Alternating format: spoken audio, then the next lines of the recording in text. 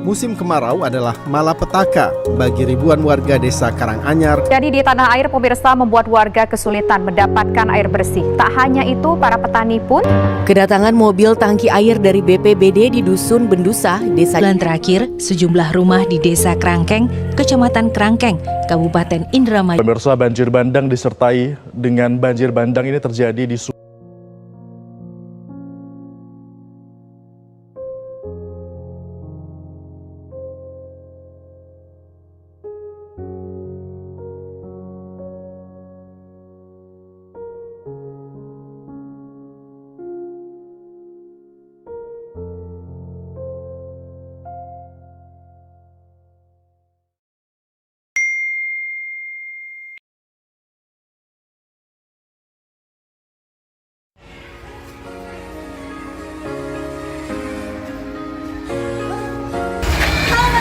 Di sini kami lagi berada di SD 5 Kemenus.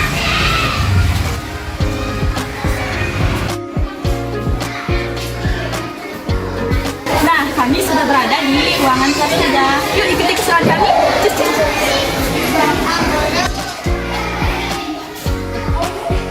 Bagaimana kabar hari ini? Baik. Kami dari SMA Negeri mensosialisasikan mengenai jejak karbon. Namun sebelum itu kami akan memperkenalkan diri itu mulai dari ini namanya Pak Yoga. Perkenalkan, nama saya Komayoga Wanakasta, bisa dipanggil Yoga. Perkenalkan, nama saya Imari Kauna, bisa dipanggil Yoga. Perkenalkan, nama saya Kauna Dela, bisa dipanggil Yoga. Perkenalkan, nama saya Nika Dajjal Azari, bisa dipanggil Yoga. Halo adik-adik, perkenalkan nama kakak Siti Naskarayani, bisa dipanggil Fiona.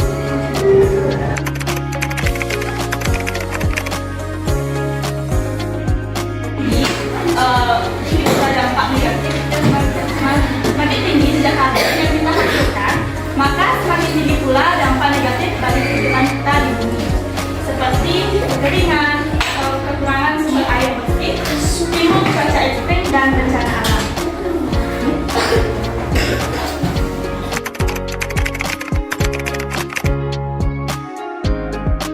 Karbon dioksida CO2. Selain itu, permukaan tanah yang terkena menjelang panas matahari dan menyebabkan peningkatan suhu lokal, fenomena yang dikenal sebagai efek pulau panas. Berikutnya yaitu ketebalan sati. Asap yang berasal dari asap pembakaran sati mengandung karbon dioksida CO2, hidrogen H2, hidrokarbon CH4, dan karbon monoksida CO. Karbon monoksida dalam jumlah sedikit dapat beracuni dan membahayakan kehidupan karena berpengaruh pada hemoglobin.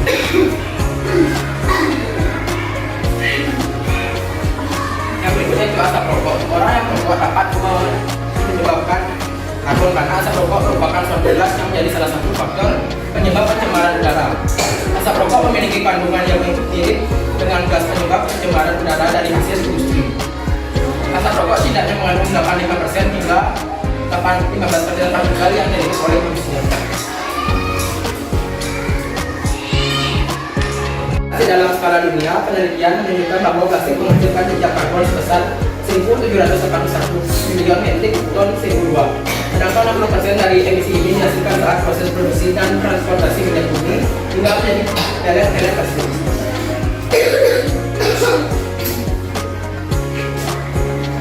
Itu adalah contoh-contoh orang yang menghasilkan karbon di bumi.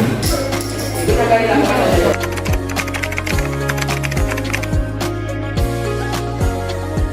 cara mengurangi jejak karbon. Yang pertama yaitu memilih makanan lokal. Makanan dari jarak jauh seringkali membutuhkan energi besar untuk transportasi. Yang kedua yaitu mengurangi pembalasan makanan. Pembalasan makanan tidak hanya menyia-nyiakan sumber daya, tapi juga menghasilkan emisi karbon yang tidak terukur. Yang ketiga ada mengelola limbah dengan bijak. Mengelola limbah makanan dengan bijak, misalnya dengan kompos. Ini dapat membantu mengurangi jejak karbon. Itu pertimbangan produk ramah lingkungan. Kedua itu mengurangi konsumsi barang sekali pakai seperti menggunakan plastik berlebihan. Yang ketiga itu memilih transportasi ramah lingkungan. Saya bisa menggunakan angkot untuk kerja jauh, atau juga bisa menggunakan sepeda. Jadi